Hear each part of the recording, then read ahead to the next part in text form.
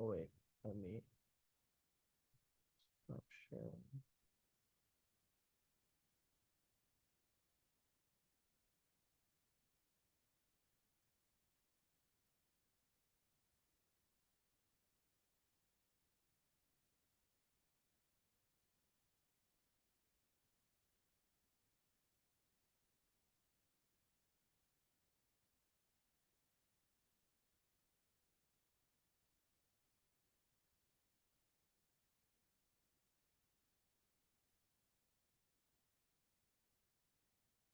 We'll get started in a little bit.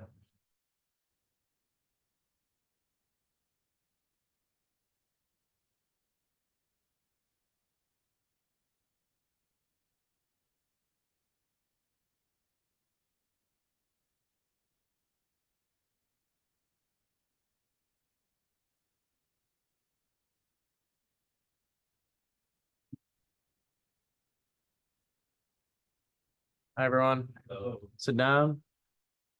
But yeah, I have some GitHub stickers, courtesy of GitHub at the front, and some cheat sheets. Feel free to grab. Oh, you.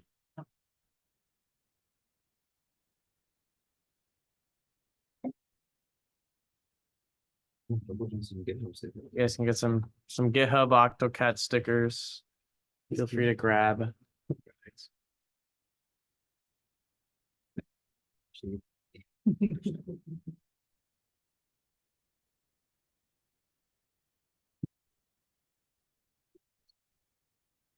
Did you guys get a cheat sheet yet? Okay, perfect. Yeah, so make sure to grab a cheat sheet. Like, keep it for future reference. Like, it's like a nice cheat sheet too. Oh wait, I need to make sure the Zoom hears me. Wait, can the Zoom hear me? Yes.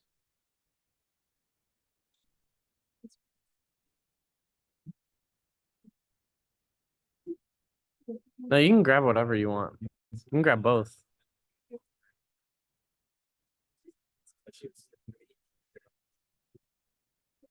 You can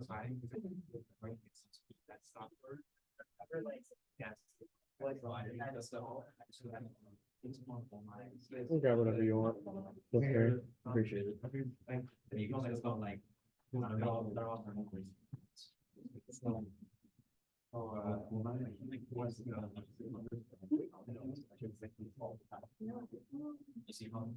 Is Kate coming? I think so. She said she was on her way. I don't know. And then if you ever want this. Okay.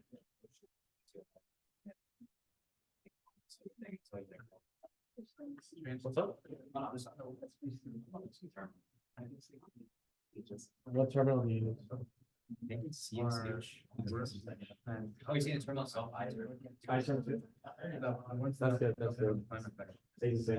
Like 10, yeah. Oh, and then you can solve the restaurants. It's not good. It's not like Yeah. Yeah, like here.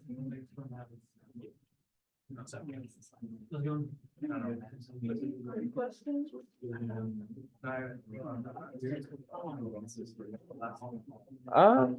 How I have the room until 8, but I mean like it's not gonna be, I don't know. It's like an hour maybe. I'm not gonna go too fast. I have a broken arm, so can't really type.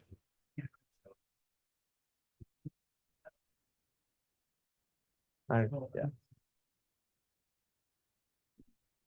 Grab as many stickers as you want. Feel free. I've never dealt with stickers. No worries. If you're just coming in, make sure to come to the front, grab a cheat sheet and some stickers, courtesy of GitHub. Shout out. Yeah. So grab whatever you want. I mean, I at least take a cheat sheet. Very, very useful. And then stickers if you guys want. Take it if you want. Take whatever you want. You want? No. I don't even know, man.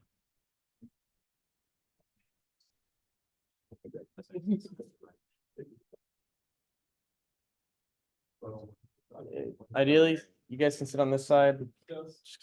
I'm over here, so if anything, you can sit over there.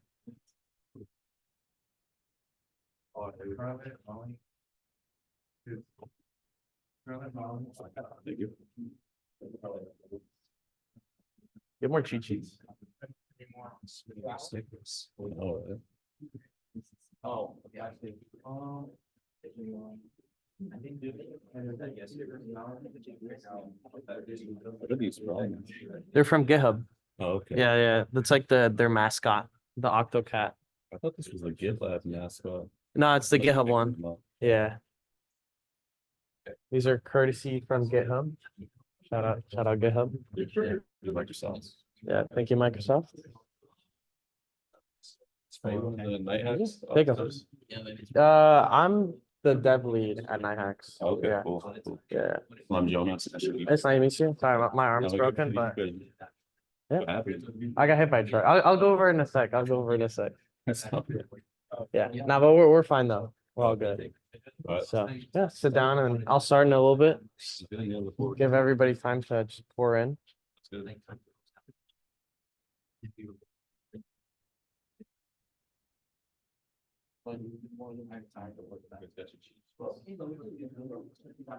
Huh?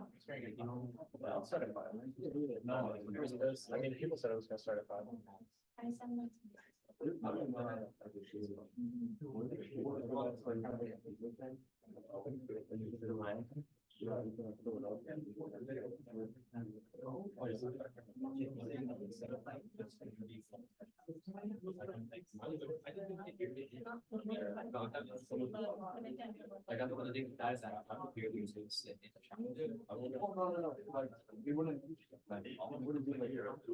If you see the shadow, shadow for one.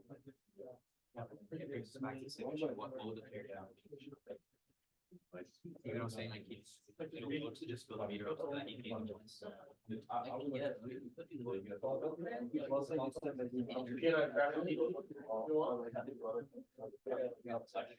Feel free to come up to the front, grab a cheat sheet, some stickers.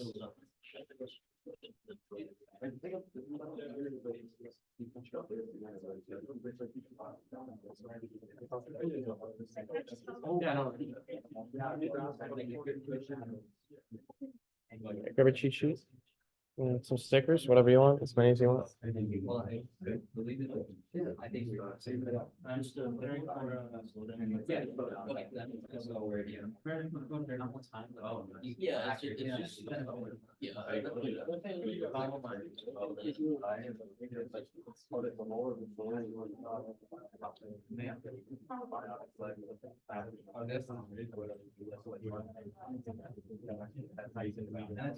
Yeah, that's awesome. All right, we'll get started in a sec. We're gonna start in a couple minutes. No rush. You're good, bro? I'm all right. Was it a bike? Yeah, there's been better days. There's been better days for sure. They're joking around because they're like, bro, how do you guys still like pushing code and stuff? Nah, the grind doesn't stop. Nothing can stop me, bro. Yeah. That ass like mouse and keyboard with one hand. Nothing can stop me, bro. I swear. Like, I mean, it could be worse. Yeah, like I was at work this morning. I work at Boeing for reference. So I was still working this morning, like grinding code out. Yeah. There's so many stickers. Feel free to grab as many as you want. We have a bunch. yeah, people think we see what it says on. The industry and have so like a minimum product. So we just that will be actually just I think still probably worked out. This shadow here's what's the meter lane. My what? I think that's video. Oh yes. But you see like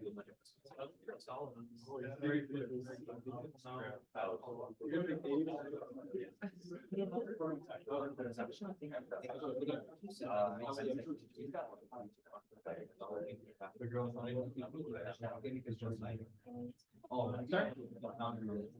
Working on it. Everybody come in. You guys want to grab a cheat sheet at the front? You know what? Like So with you fly drones in the first person, so they're goggles and it has a lot of things. Like they'll be better, but I'm just gonna. Does it matter where we get? No, just sit wherever. Grab some stickers if you guys want. Take as many stickers as you want. Maybe. I'll set it up. Something we don't even need this. So I'll try it.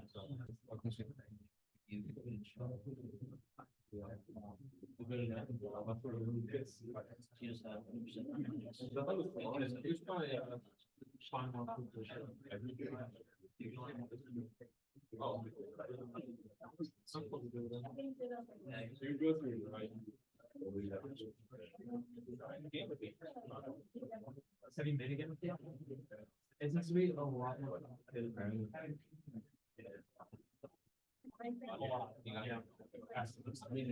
And then. I would say, we're looking out for setting like.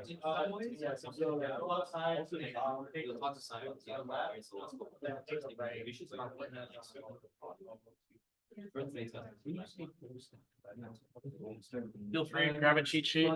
Grab as many stickers as you want. They all gotta go. Like client code that executes the browser. And it puts back in front of the server. And then it's more sensitive data. And normally the server is set to a database.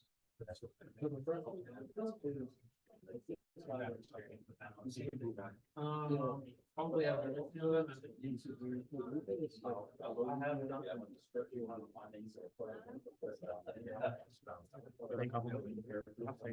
I'll grab the rest of it if you don't want.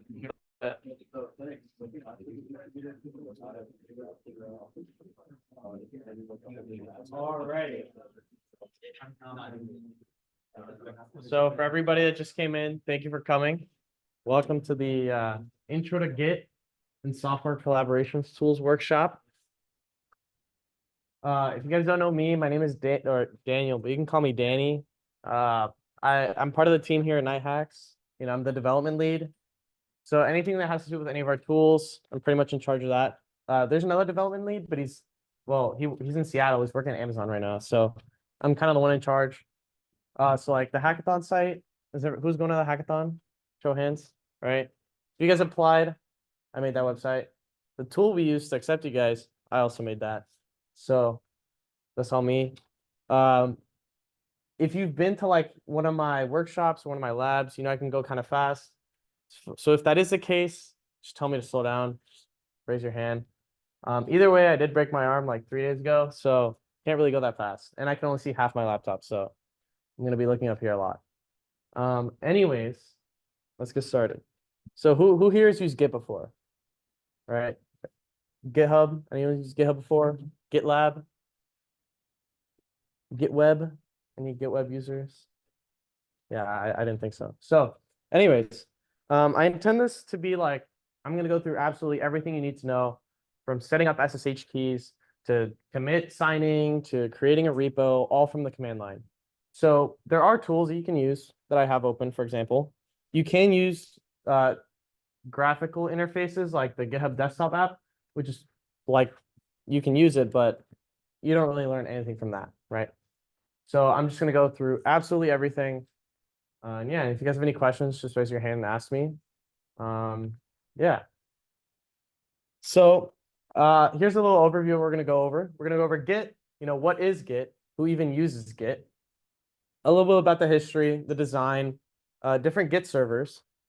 And then we're going to go over Notion, why Notion specifically, some methodologies. That's a little bit boring, so I won't go too long on that. How we use these tools at NightHacks, which is probably my favorite part. And then hackathon prep. You know, a lot of people here are going to the hackathon. And I've used both of these tools. Also, I forgot to mention, like, who am I? Like, I'm just some random guy talking up here. But last year I won back-to-back hackathons using these tools. So hopefully I can give you guys like a little bit of my knowledge, and hopefully you guys win at a hackathon this year. So who's going to Shell Hacks? Any Shell Hacks people? We got a couple of NightHacks people. Anyone going to GT Hacks? Hack GT? Nobody? Yeah, I didn't go either, so that's fine. Anyways, moving on. Some of the Git stuff. So we're gonna go over basic Git commands, which some of you guys probably know a little bit. Branches, pull requests, issues, merging. And then a little bit more about like the software collaboration stuff. So what is a good task? The 0 to 1 phase, Git and GitHub, how are they different? And because they're not the same thing. Some best practices, I'll go over examples using stuff we do at NightHacks. And then at the end, forking, open source software, and contributions. That sound good? Yeah, what's up? Slides. Yeah, so in fact, everything at NightHacks is public. So you can actually go online. I'll show you actually. So if you go to, I have one hand, sorry if it takes me a sec to type, github.com/nighthacks. Oh, I can't see. /workshops. What did I type up? Workshops. All of our slides are public and they're actually public right now. Well, I use Obsidian, so it's going to be in a markdown file, but everything's going to be there. So if you go over 2024 to 2025, pre-hackathon, intro to Git, you can see my presentation here in the form of a markdown file. Yeah. Yeah, so any other questions? Moving on. So I'm not going to try and bore you guys, but if you didn't know, GitHub is a distributed version control system. So it'll basically just track all of the folders within a specified, all the files within a folder. We call that a repository.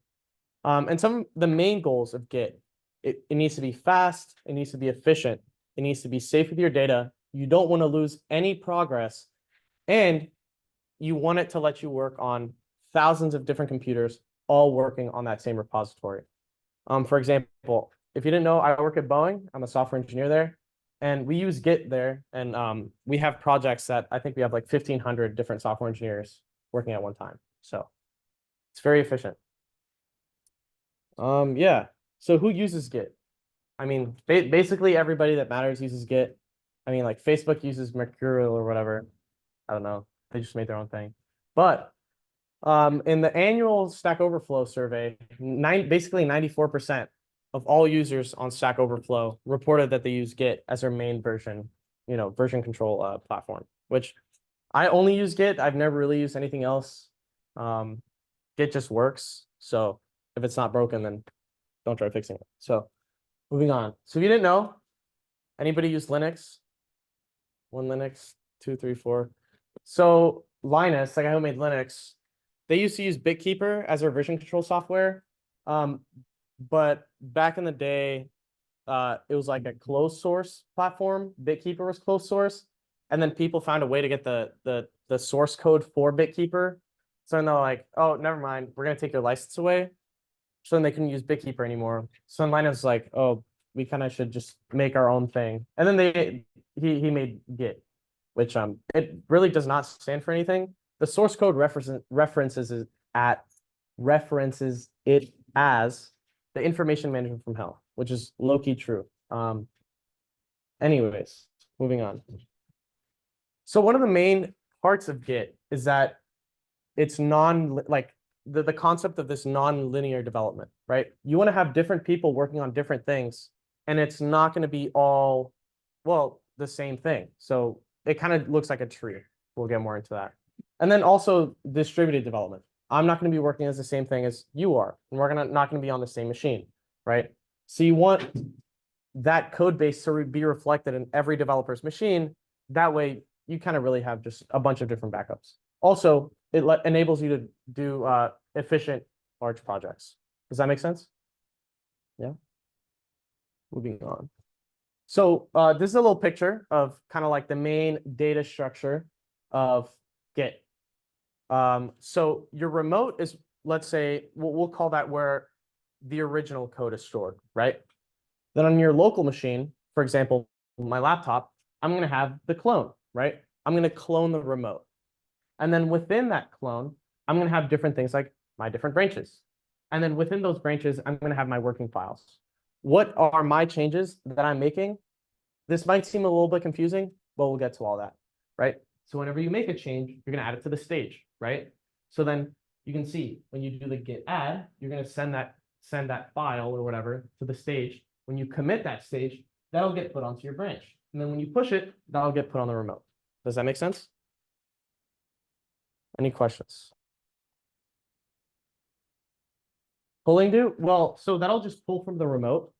That'll kind of, so if my clone is outdated, for example, whatever working file I have, if another developer, for example, makes a change, commits it to the remote, if I do git pull, I'll pull those changes, right? Does that make sense?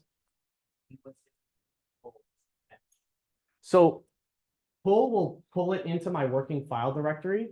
So any files that I'm currently changing, that'll get modified. But if I just do git fetch, it'll get put into the clone, so my local machine, but like it won't affect the files I'm currently using, if that makes sense. Like there's a difference between my working files and my clone. So for example, let's say I initially clone a repository, right? I can make changes to those files, but those changes are not represented inside of the clone until I commit them. Does that make sense? Yeah. And yeah, so moving on. So Git servers. So now you have a repository. You did Git init. Now what? Only I can see that. So Git actually has its built-in kind of hosting service. It's just a simple TCP server. It's using the Git daemon. So if you run the Git daemon command, it'll start a local server called GitWeb, which I guarantee nobody of you guys have used because nobody really uses it. But you're probably more familiar with GitHub. Who's used GitHub before? Right? Probably everybody in here. So GitHub is probably your most popular form of a Git server. It was acquired by Microsoft, I think like 6 years ago, something like that. So yeah, and then GitLab, there's also GitLab. There's a bunch of different ones. We use GitLab at Boeing. But yeah, so we're gonna be using GitHub today. That's what I use. That's what we use at NiHacks as well. Yeah. Any questions? No? Okay. So Notion. So one of the big things about working in a team is, especially in a hackathon, is you want to communicate. And sometimes just communicating isn't enough. You need a place to like organize and keep track of your ideas, right? So for example, last year at Shell Hacks, I used Notion, well, Shell Hacks and NiHacks. We use Notion for my team. And we really used it to just brainstorm, because a lot of the stuff that happens in a hackathon can be very fast. So we needed a place to write down all of our ideas, just because we could all access it at the same time. So we were all kind of like on the same page. I think that's one of the most important things when you're at a hackathon. Everybody's on the same page. That way you can get the most work done without kind of like, oh, I thought we were doing this. Oh, I thought we were doing that. If that makes sense. Yeah, and Notion is just a great tool. Like it's free. Has a lot of great features. We use it at NiHacks. I'll show you guys how we organize that. Methodologies, this is kind of like the most boring part. Anybody ever heard of like Agile or Scrum? I hate it so much. I think it's like the worst thing ever. You know, like I have a stand-up every morning at 8:30. I hate it so much. So you can look into Scrum or Agile on your own time. I'm not gonna go into that much, but it is a part of like core software development. If you know me, I'm very opinionated. So I'm not gonna go too much into Scrum, but it's there, it's useful. Probably not gonna use it for a hackathon because you basically have like 1 day for a hackathon and sprints are like 2 weeks or a week. So yeah. So moving on, how do we use these tools at NiHacks? Like, am I just like saying a bunch of shit? No, we actually use this. So I'll show you our big repo. So this is what we call it, our mono repo here at NiHacks. You can go check it out too. It's public. So did anybody go to the T3 workshop last week with Caleb? The software development, was that last week? Yeah. Yeah. So anyways, so this is where we host absolutely all of our code. So you can see we have, well, 1,100 commits since we started this repository in May. So we've done a lot of work. We host all of our apps here, our 2024 hackathon site, our admin tool, our club site that we're working on, and you can see everything. So if we go to this apps, you can see this is the admin site. I made this. This is what I used to accept you guys to the hackathon. So it's pretty cool. You guys go check it out. But it has a lot of features. For example, the branches, there's actually a couple branches out. You can see this one's the most current one. There's a pull request open, which is mine, that has not been approved. So I did break my arm. I got hit by a truck on Friday, but nothing can stop me. I was still working. So, for example, these are a bunch of different commits that I made, and then I pushed it to this repo, and then I made a pull request. So then whenever this pull request gets approved, it'll get sent back to the remote. That makes sense? And then I can show you guys our Notion. Ventures. Close this. Go back. Here's our Notion. This is our big Notion for NiHacks. So we have, it goes, Notion can get pretty complicated, but I'll leave it at a pretty like high level. So this is just our dev space. So this is where we organize all the information for the dev team. So as you can see, we like to keep track of tasks. That way we know what needs to get done and by when, by who. So for example, the 2024 hackathon site, that was mostly worked on by Lewin and Caleb while I was working. And then I got done with the admin tool. Yeah, because that was like my responsibility. But it's not only just a tool for keeping track of tasks. You can keep track of meetings. You can write down notes. You can have documentation. For example, if we go to the dev home, you can see we have pages about setting up our mono repo for the new developers. We have information about the tech stack, environment variables, information about the Discord bot that we wrote. And then we also have stuff for like the design team. So everybody that's in charge of like graphic design, you can see like the asset archives, member directories, et cetera, et cetera. So yeah. Any questions? What's up? Yeah. Yeah. So I'll get into that later in the presentation. So we move on. So hackathon prep. So what I just showed you is the GitHub and that Notion. That's more of what you see within like an established team where you have goals and you have, I guess, a wider time frame to accomplish them, right? But at a hackathon, you really only have one day of work, really.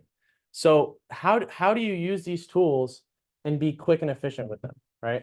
So the main thing I say is like dedicate like different responsibilities to each member on your team. And that way you can all work on the same repo, on the same branch at the same time, right?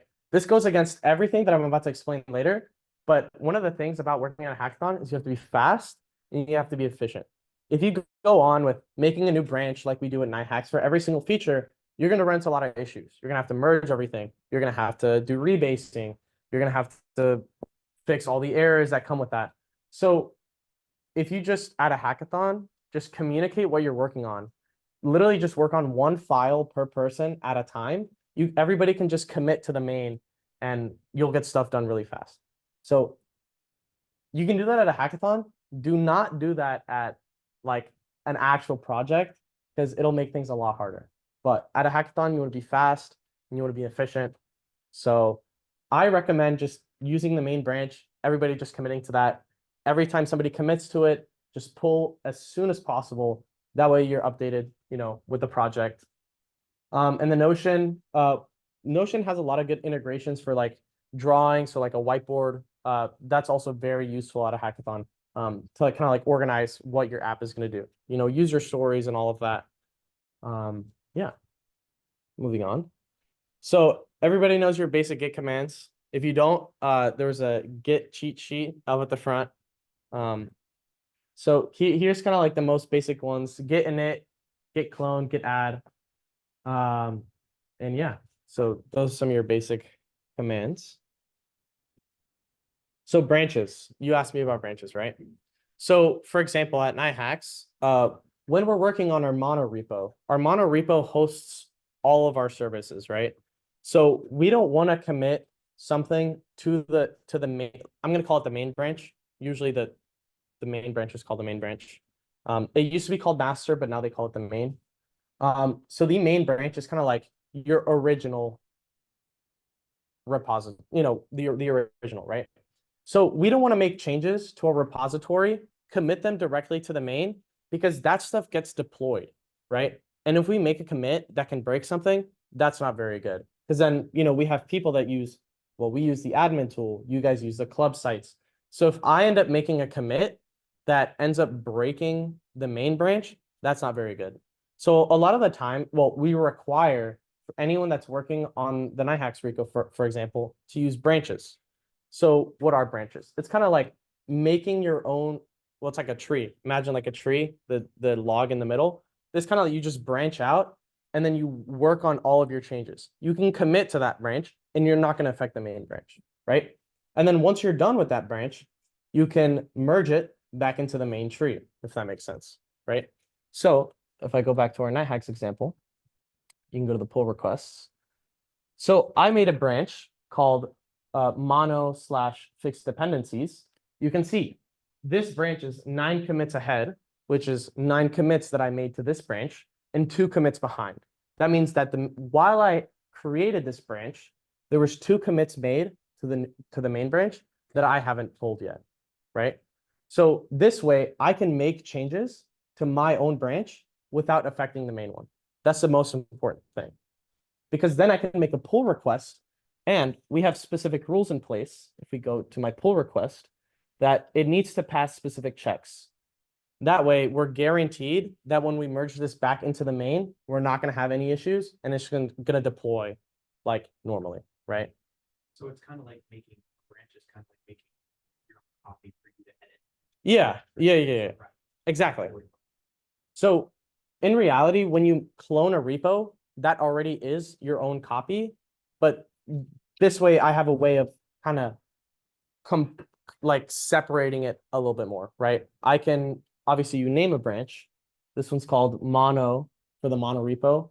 And then we have a naming convention. Usually it's like what you're working on and then the feature. So in the mono repo, I'm fixing the dependencies, which is an issue we had, and then I fix it. So yeah, so that's really the main part of the branches. It lets you work on different features without affecting that main branch. Does that make sense? Yeah. So moving on. And then, yeah, so you can create, switch, or delete branches. And it basically lets you work on different features or bug fixes at the same time. Because I can make changes to my branch, somebody else can work on a completely different branch. And then at the end, we can just merge those back into the main without affecting each other. Does that make sense? So then pull requests. So pull requests aren't inherently a feature of Git. They're actually provided by your Git server. So Git by itself doesn't allow for pull requests. It's not a feature. It's something that comes from GitHub. So if you look at your cheat sheet, you can go to your branch and merge. You can see that you can create a branch by just doing git branch, right? And then you can do git merge to just straight up merge a branch, right? But since we use GitHub, every time I commit to a branch, it'll tell me, hey, do you want to create a pull request, which is a feature provided by GitHub, which is I do here. So that way people can attach, attachments or comments, specify what you did in that branch. You can add CI/CD checks like we did here. You can add specific rules. For example, at NiHacks, we require people to approve a pull request before it can get put back into the main, just to make sure that everything's correct. For example, if we go back to our pull requests and we go to our close pull requests, you can see that here, somebody, not this one, you can, for example, request changes, which somebody did here, I think. No. So you can see Lewin, the other dev lead, he approved these changes last week, and then Dylan went ahead and merged. So if there's specific things that need to be changed, right, you always want to have like a second set of eyes. That's what these pull requests are really good for. And for example, if maybe you think there's a better way of doing something, you can be like, hey, why don't we do this instead? And then you can kind of have like that back and forth conversation, make changes, and then, commit them again, and then they'll get approved. Yeah, does that make sense? What's up? Are you doing pull request when you're trying to push changes? No, so pull requests are only done when you want to merge a branch into the main branch. Does that make sense? Okay. So, yeah. What's up? So it's just like you're just committing the changes that you already made into the branch into main then? Yeah, exactly. So it's like once you're kind of like done working on that branch, you're like, okay, I want to take all these commits and then commit them to the main branch. And that's what the pull request is for, right? So in reality, you could just do git merge the branch name, that'll merge it into the main. But this kind of adds like that extra layer of like review and security, just so you don't accidentally merge something into main and then mess everything up. Does that make sense? Yeah. Yeah, so. Yeah, so as I said before, you can propose, discuss, and review changes before merging. And this is very, very useful for collaborating with your team, and especially for those quality checks, which is probably the most important part for pull requests in general. I have some notes here. Give me one sec. Yeah.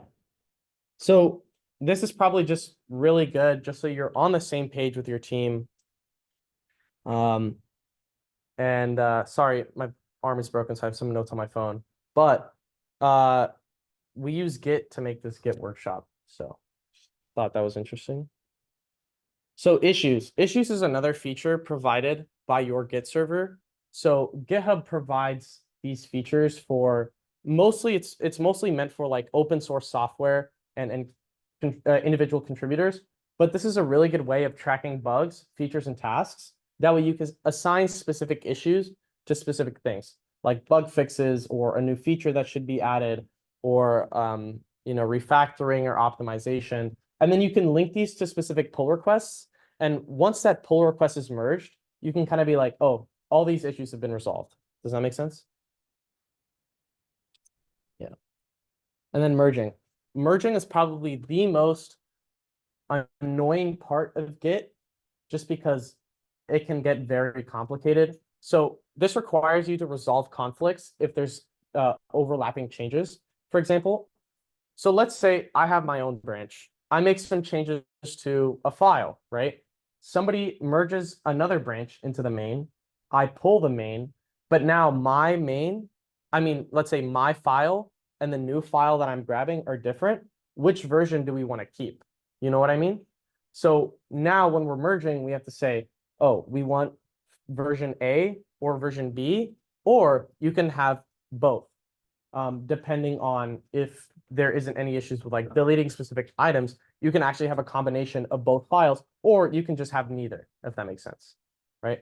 So you can merge branches into other branches. You can merge a branch into the main. It really just, depends on what you're trying to do. But merging is kind of just like reserving those conflicts between two different file versions, really. Because then that's where you decide, do I want this version? Do I want this version? Do I want both? Or do I want neither? Right? Yeah. And tasks. So tasks, I think, is provided by GitHub as well. Or actually not specifically. I guess I'll just talk about tasks in general. So when you're working on a project, especially at a hackathon, you want to have a clear idea of what you're working on right now and what you want to work on in the future. Because you don't want to just kind of go into like blindsided and just let it snowball from there. Because then you'll run into a lot of issues. Oh, we should have done this way, or why don't we do it this other way? Or you could just run into problems, be like, oh, actually, this isn't going to work out.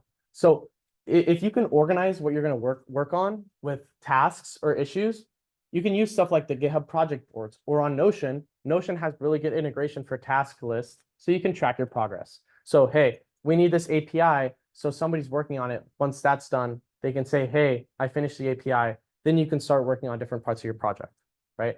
And then it's also a really good way of letting your team know what you're working on right now. Just so everybody's on the same page. I think that's probably the most important thing, is if everybody's on the same page, it's going to be a lot easier. You have a question? Okay. So the 0 to 1 phase. Oh, what's up? We want to use tags when like trying something we don't Yeah, so honestly, tasks can be as specific or as broad as you want. So as long as you have like a general idea of what you're working on right now, that's so much better than kind of just like going straight into it. If you're able to have some sort of idea of what you're trying to accomplish, that'll be a lot easier, right? So if you go into hackathon, say, oh, I'm going to use this technology, there's so much you can do with it. But if you kind of have like a more specific goal in mind, it's going to be a lot easier to narrow down what you need to do, what do you need to research, and what do you need to implement. Does that make sense? What's up?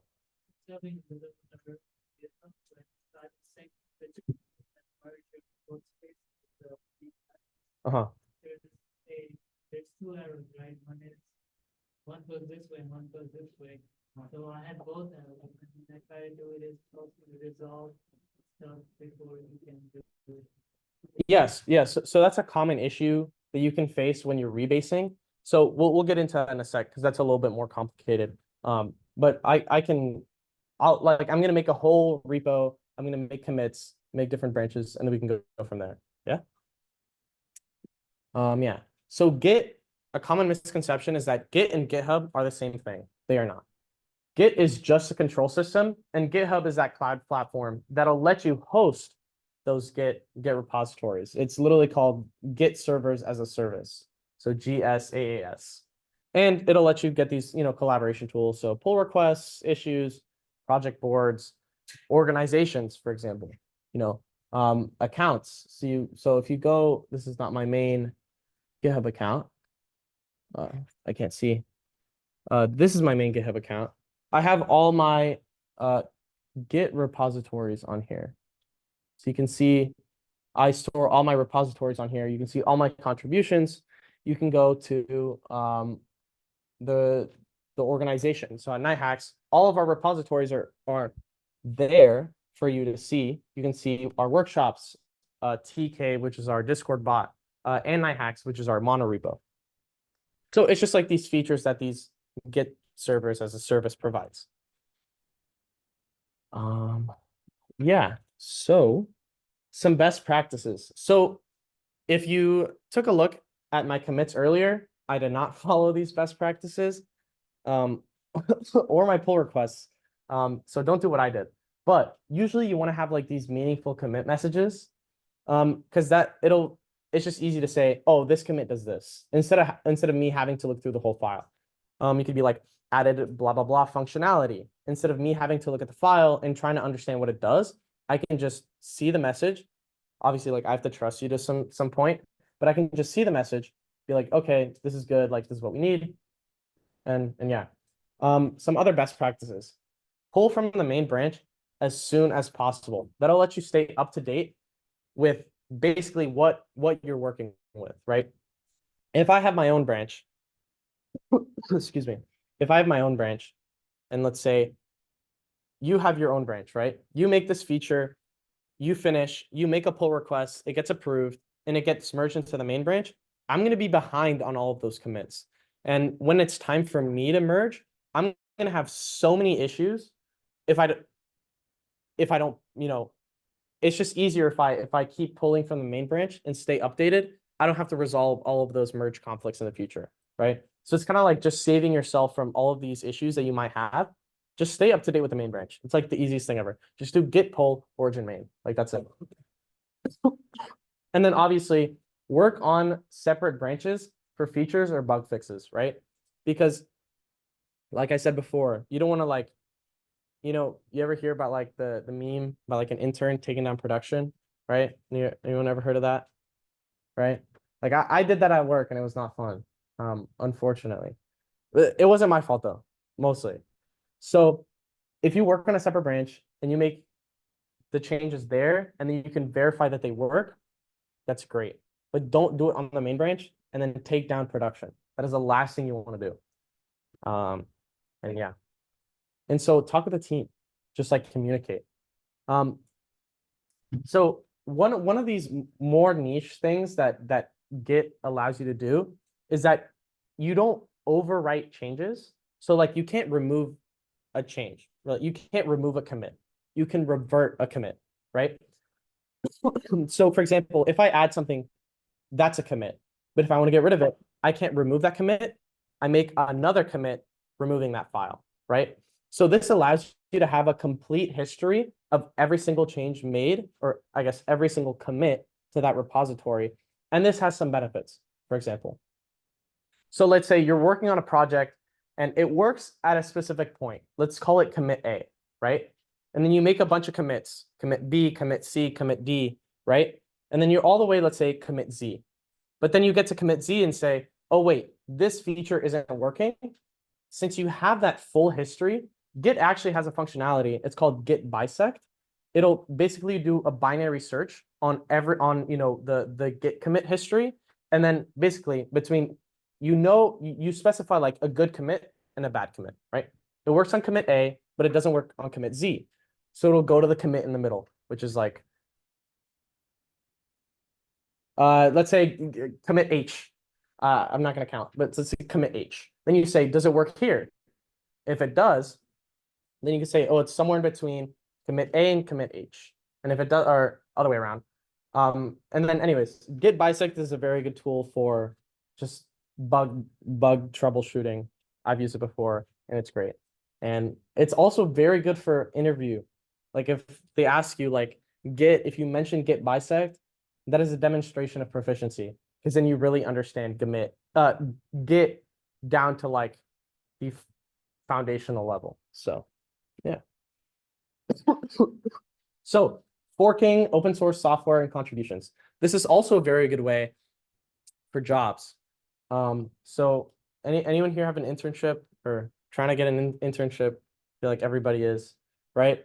So if you don't have a project, right, what can you do? You can contribute to open source software, and that is very good for, it looks very good on your resume. If you're a consistent contributor, if you can contribute to open source software, it's very good. So forking allows you to make a personal copy of the project.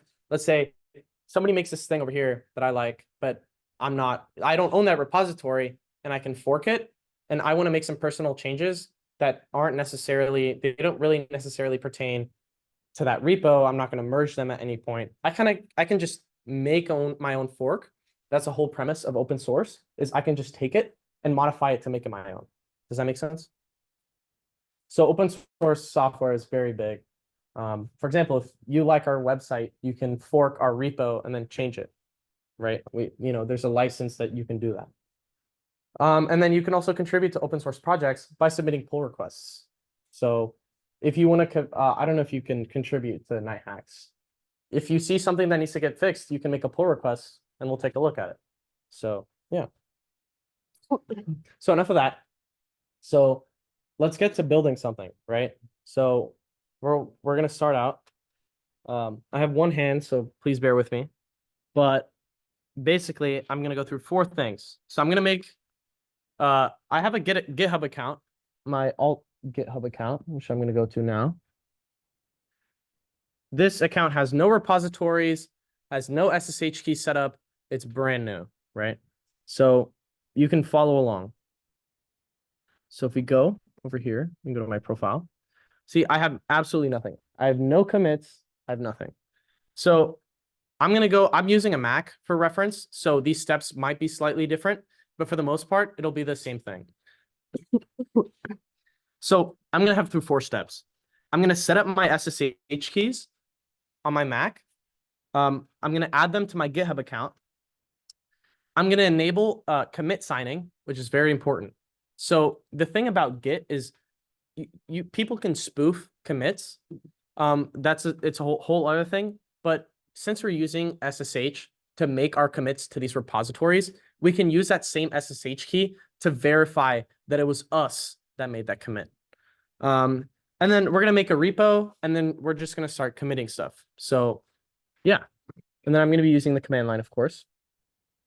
So if we go to my command line, can everybody see that? Make it a bit bigger. Oh, shit, I can't see. Oh. Increase the font. Oh, that should be fine. All right. So the first thing we have to make is our SSH keys. Does anyone know what an SSH key is? for what SSH is, right? Secure shell hash. Basically, you can use SSH keys for a lot of things. For example, you can remote into different computers. If you expose them on port 22, if you're allowed to, you can use SSH keys and remote in. In this case, we're using our SSH keys to make these commits to the cloud server that is provided by GitHub. So we're going to start out by making our SSH key first and foremost. So on Mac, you can do this by doing SSH-keygen. Then we're going to use the -lowercase t flag. And then now we specify our type of encryption, which we're going to use ED25519. Then for GitHub, you're going to do -C. And then in quotations, you're going to do the email that you use for your GitHub account. In this case, it's just danny@dpalma.dev. Right? Shit, my dad's calling. So then now we're going to press enter, right? So you see it'll say generating private / public / private ED25519 key pair, right? So I already have a set of keys for my main account. So if it asks you to enter the file and you don't have anything set up, just press enter again. It'll just create a default file, which actually I made a mistake. I need to do cd .ssh. So that's going to pull me into my .ssh file. And then I'll just run that again. Sorry. And then now you can specify whatever name you want. I'm going to call this alt, ALT, and then enter a passphrase. I'm just going to do 1, 2, 3, 4 for now. Right? So then it says your identification is the same in alt. There's a public key. There's a key fingerprint and a random art. So if I do ls-la, I can see that alt and alt.pub have been created. And yeah. So now what we need to do next is I'm going to start the SSH agent. So on Mac, you can do this by doing eval. And then quotations, $, $SSH-agent with the -s flag, closing parentheses, and a quotation. So that way I just started the SSH agent and you can see it successfully returned the agent process ID of 12899. Doesn't have to be the same PID. It's just letting me know that it started.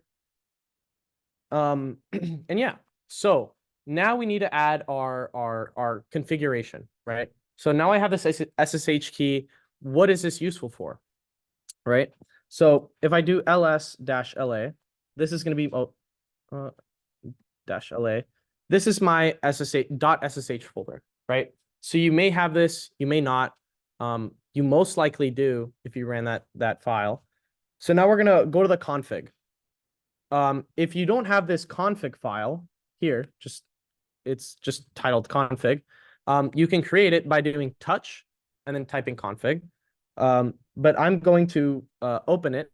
So open config. Right. So open this file. So this is my configuration file for my SSH. So I'm going to add my host now. So if I type in host, the font is so small. Host. And then for GitHub, you would just type in github.com. You press lowercase. Press enter, and then you can tab in. Now we're going to add a couple of identification features. So it might be different for you, but since I'm on a Mac and I use the passkey, I'm going to add the following 3 things. So I'm going to add keys to agent. I'm going to say yes, right? Since I added a passphrase, I'm going to say use keychain to yes. And then one last thing, I need to provide an identity file. What are we going to use? So I'm going to say identity file. It's pretty self-explanatory. You want to give it that private key that you just made. So we're going to do our home directory /.ssh/alt, right? Which is the one I made. So then I'm going to save that, and then I can just close out, right?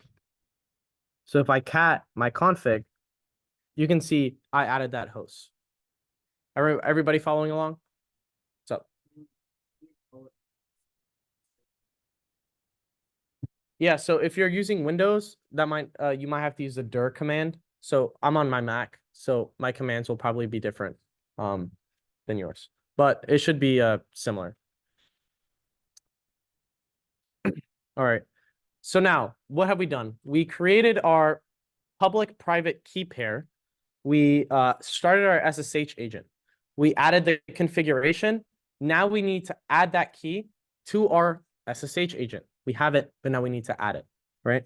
So on Mac, you can do this by doing SSH-add.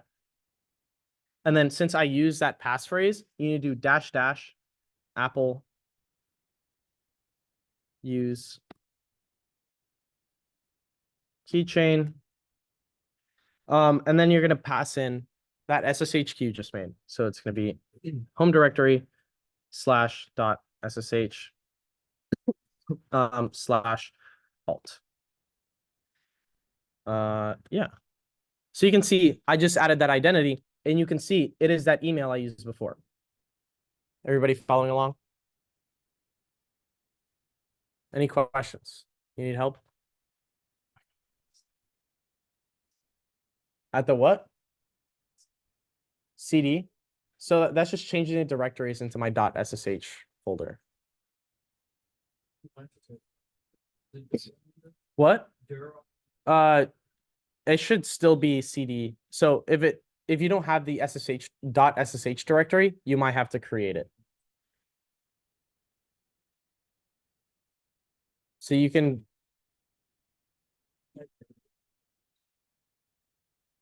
Any other questions? What's up? I don't have a config folder in my SSH directory. I just and I forgot how you explained how you do it. So are you on Mac? So if you can just type in touch config, and then that's it. And then that'll make it. And then you can open it, just do open config. Yeah. So make sure you're in the directory when you do that. Yeah. All right. Any other questions? Can I move on? You did now, so I remember adding SSH a while back. You do the same GitHub settings, right? I think. Yeah, so that's a part of it. So we made our SSH key here, but we have to add it to the account. So that's a further step. Do what? The identity added? Yeah. It's this command. So SSH-add. Then I used a passphrase and I'm on a Mac, so I have to use that flag. But then you can just do SSH-add -- Apple -use -keychain, and then you provide the identity that you want to use. So in this case, it's the alt, right? Any questions? All right, we'll move on. So we successfully created our SSH key, but now we need to add them to our account, right? So if we go to GitHub, you go to your settings, right? And then you're gonna go over here to access. You're gonna go to the part that says SSH and GPG keys, right? So this is the part where we're gonna add them to the account. So we're gonna go back to our terminal, and we're gonna write pb copy. This is gonna allow us to copy that public key into our clipboard. So we're gonna do pb copy, and then provide that SSH key. So /.ssh/ alt.pub. You want to copy your public key, not your private key. So that just copied it to my clipboard. And now we can add them for the SSH key. So you can add them to do different things. You can add them for reading and writing commits. Or you can add it for signing commits. So you could just do the same key for both, which is what I'm going to do.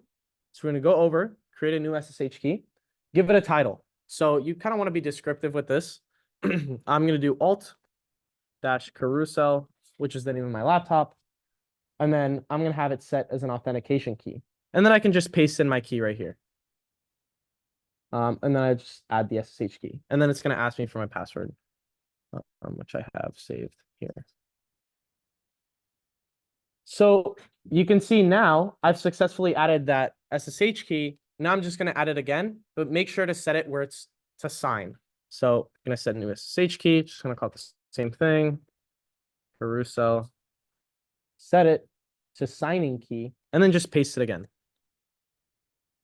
Oh, shit. So now you can see I have one authentication key and I have one signing key. So I've yeah, what's up? It's PB copy. Yeah, so if you can see, it's PB copy, and then I use like the pipe to send it into the PB copy, and then it's just the public key of the SSH key that I made. You don't have a file. You see? You do LS after that. So I think you made your alt key. You didn't make it in that directory. I think you made it in the home directory. Oh, So yeah. So we've made the keys. We've added them to our account. But now we need to specify that we want to use these keys to make commits and to sign our commits. So there's a couple commands that you have to do. So the first one is going to be git config dash global. This says that you want this to be a global change to your settings, not just for a specific repository. And then you would say gpg.format to be SSH. Since this is going to indicate that we want our kind of verification process to use our SSH key. Then we're going to do another config command. So git config. And then we're going to set what key do we want to use. We'll just add the path to the key. So dash global user dot signing key. And then you're going to get the path to the RSA public or to the public key. So it's going to be /.ssh/alt.pub. Yeah. So and that's our whatchamacallit, our settings that we need for Git to enable these signing. So now we can just go ahead and make a repo. So if we go over to GitHub, just go over here, we can just make a new repository. I'm just going to call it git dash repo or git/git workshop, I guess. Right. And then there's a bunch of settings, right? You can add a description, make it public or private, add a README file, you know, whatever. But I'm just going to go ahead and create the repository. So what can you do now? You can set this up in your GitHub desktop, which is the easiest way. But then you don't really learn anything about Git. Or you can use this SSH or HTTPS. So you don't want to use HTTPS. It's unsecure. It's not the best way, and it's just not a good practice to use it, right?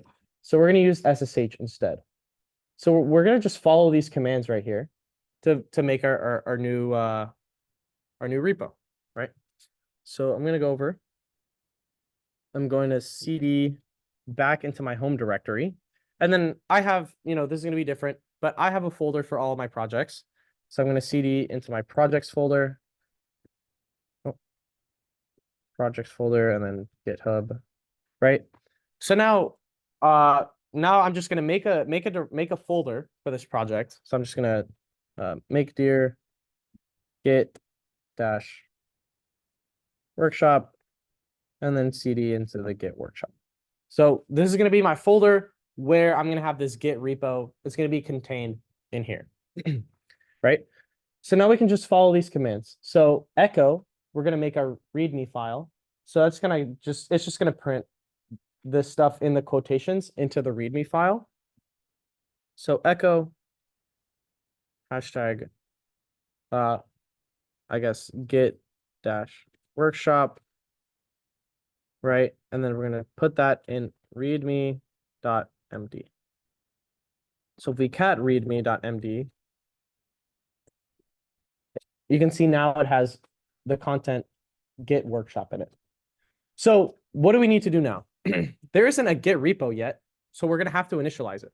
So if we do ls-la, we're gonna see we have nothing. We only have that readme.md. So if we do git init, you can see it initialized an empty git repository in this folder. So if I run ls-la, it's gonna have a .git folder, right? So within that .git folder, you can add a bunch of workflows, you can add specific rules, just a bunch of features that Git provides. A git ignore, for example. But yeah, so moving on. So we're gonna add this README file, right? So this is where we come to that idea of our clone versus our branch versus our working file. So right now, our local clone does not have this readme.md file, right? So now what we have to do is add it to a we're going to stage it by adding that file, and then we're going to commit it. So it's kind of like has a record that it's there. Does that make sense? So we can do git add and then readme.md, right? So then if I do git commit -m, which you need to specify a commit message, which I'm going to say, first commit, right? You can see I just made a commit. I changed one file and I had one insertion. So I added one file. And then you can say created mode, a bunch of information, readme.md, right? So then now I need to make a main branch. So git branch, sorry, I have one hand, -m. This indicates the main branch. And we're going to call it main. And then we're going to add this, this git remote add origin is what's going to link our local git repository to the remote git repository that's found on GitHub, right? So we can run git add, git remote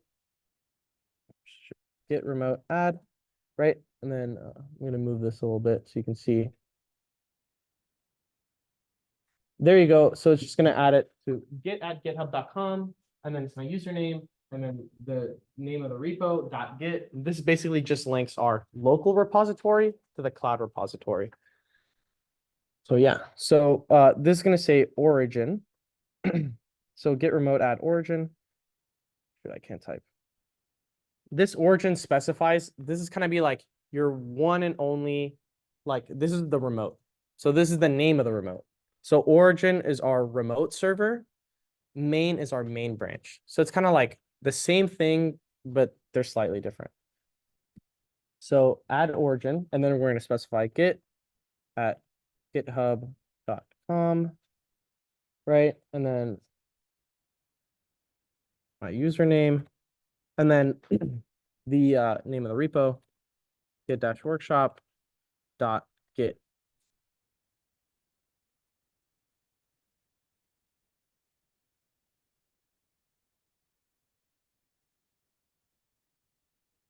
Right. And then now I can push these changes, specify that I want to push, well, this is our command, git push. This -u indicates that it's an upstream flag. So it just specifies that origin is where we want to get our changes from if we do, git pull any changes, right? So I do git push -u origin main. If we did everything right, I can just commit. You can see I have 3 new objects, right? So I made a new branch. It gives you a summary, right? So to this remote GitHub on github.com, right? I made a new branch and I set it where the main branch is the origin branch, right? So origin/main. So if I refresh this page now, you can see that I now have a README file. And if we go to the commit history, you can, oh, this is unverified. Well, I messed something up, but oh, it's because never mind. I messed it up. I have my other account. It just committed, so it should say verified.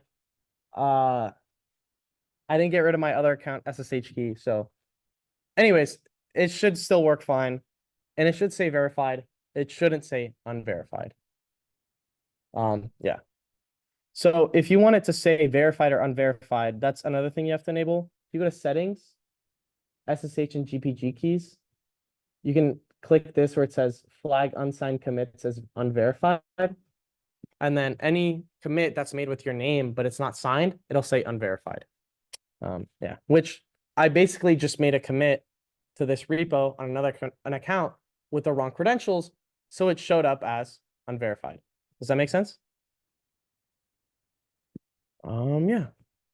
And that's the basics. So now that you've successfully set up a Git repo, you can start working on it.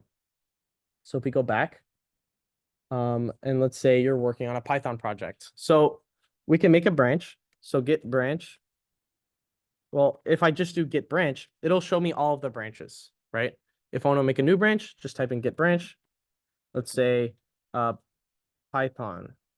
So it'll make a new branch called Python. So if I run git branch again, you can see I have the main branch and a branch called Python. So if I want to switch over to that branch, you just do git checkout Python. And now I switch to that branch. So I can make changes here. Let's say we can Vim. I'm just going to go into Vim. Let's make a hello.py script, I guess. Right. So I'll just have it print.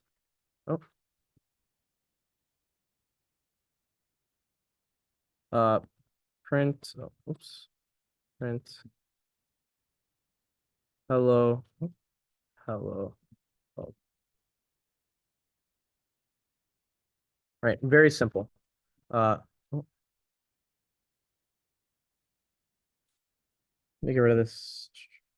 Hide floating media controls. Right. So now I can do git status to get the status of this current branch, which I haven't added this new file yet. So you can see that these files are untracked. So it's basically, yelling at me, say, git add this file. Nothing's going to be added to this commit, but there's untracked files present, right? So I can add it. Git add hello.py. So I can run git status again and say that there's a new file called hello.py, right? So now I can go ahead and commit this. So git commit. You can use a $S to sign your commit, -M, and then you specify a message. Add hello.py, right? So I changed the file, so I inserted a file, and then I can git push, right? So you can say the current branch, Python has no upstream branch. To push the current branch and set the remote as upstream, use git push, set upstream, origin, Python, right? So this is an issue that you can run into, but it gives you a pretty easy solution. So you can just say git push, origin, -u.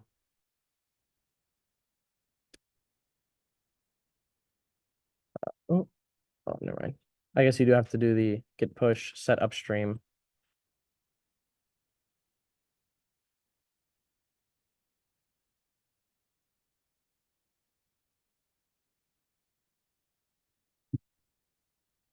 Right. So now it says, it gives me that summary again, right? I made a new file, and now it's telling me, since I'm using GitHub, it can tell me, oh, I can create a pull request for Python for this branch by visiting, whatever, and then it'll help me make a new pull request. But like I said before, this isn't a feature of Git. It's provided by the Git server provider. So I can just merge this without making a pull request by using Git. So if I do git checkout main, right? So now I'm on the main branch. If I do ls, you can see that hello.py file is gone, but it's present on that Python branch. But let's say I want that Python branch. I can just do git merge Python, right? And then you can see I just merged that branch into the main branch, and now I have hello.py. So if I run ls again, you can see it's there. So yeah, it's pretty simple. And you can get complicated. So like I can go to our repo, file, open reset, write hacks. So this is all public. So you can see we have this .github. GitHub allows you to do a lot of things. So for example, if we go to ci.yaml, this allows us to add a bunch of functionalities to Git, right? So anytime I make a pull request, so any open synchronized pull request on the main branch, I can have it run a bunch of different things. This is what allows Git to kind of like go to that next level, if that makes sense. So it can be really simple. It can be really complicated. It's really just up to the scope of your project.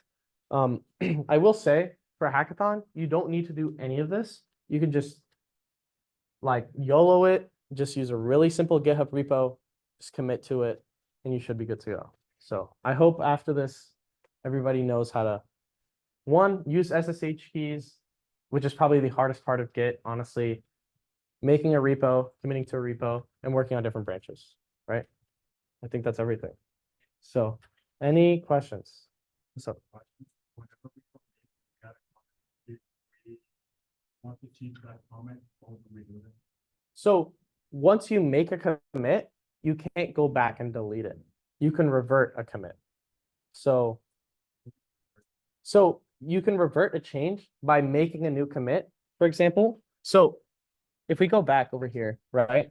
I made this hello.py, but I can't remove that commit, but I can revert a change by making a new commit to get rid of it, right? So if I do git rm and then hello.py, right? This got rid of that file. I can say git commit -m removed hello. Oh, I can't type. Removed hello.py, right? So you can see it removed hello.py, deleted that node, and then I can just git push. So now if we go back to our repo,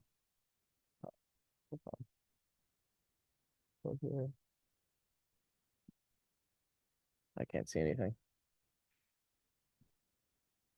We go back to our repo, you can see now that I pushed it, it's gone.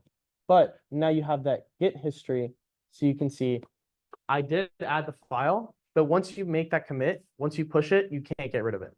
So all you can do is revert the changes by making another commit. You didn't like you didn't push the commit, and you did change the like the comment. Yeah. So, okay, yeah. So once you make a commit, if you look on the cheat sheet, so this is called staging.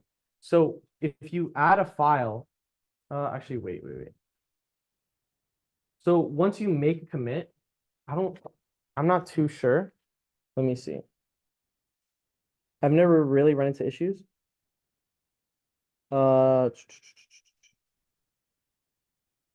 There might be a way. I've really never run into that, but usually you just make another commit to undo whatever change you already committed. So yeah. For the git reset, so is that one whenever we add like a wrong file or something, like the one that says git reset, if we add a wrong file and what to like remove that page, we use that one, git reset? Yes. So it's like, let's say you made a bunch of commits, right? But you haven't pushed them yet. You can reset, like you stage commits, right? So you made changes, you added them to a commit, and then you stage the commits. So all the commits are waiting for you to push them to the main, I guess, right? So then if you haven't pushed them yet, but you have them there, you can run git reset, and then you can see it has like that --hard. It'll remove all of those commits from your local machine, and then you can see it has a, in the brackets, commit. You can reference a specific commit to go back to that, if that makes sense. So yeah. Any other questions? No questions? What's up?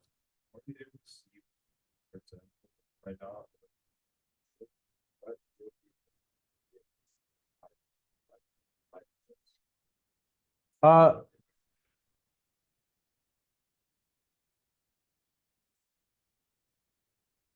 so that's a good question. So, with commits, you can go see, for example, on GitHub, you can see specific information about, this isn't very descriptive. I think if I go to let's go to the Night Hacks repo. That'll be a better example. So if we go, here, we go, sure. github.com/nighthacks. So we go here, you can go to my pull requests. You guys want to follow along? Go to my pull requests. You can see here, there's 9 commits. So I can go to a specific commit. Let's say update render dash email acceptance.tsx. This is going to provide you with a diff. So the diff is basically just showing you what changed in that file, and that's what he can see. So if he clicks on a specific commit, he can see what you changed in that specific commit, and it'll just show up like this. So any lines you add is going to be a plus in green. Anything you remove is going to be like a dash. And then if you like change a specific line, yeah. So for example, in this very basic commit, I just changed this well, this is like React. I made it go from our components to our render. Yeah, this is basically what he sees. So you can see this for every commit. So if we go to update pmpn lock, our YAML file, it's a big file. But you can see, like, if I open it, let's scroll down. So let's say I got rid of these lines, I added these lines. That's what he's going to see. Yeah. Any other questions? No?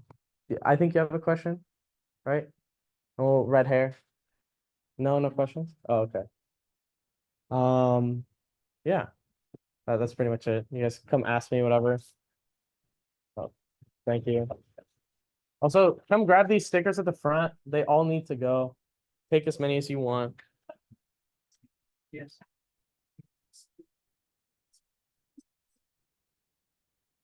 Do you think it's a good idea just to like post this to like? Yeah. So.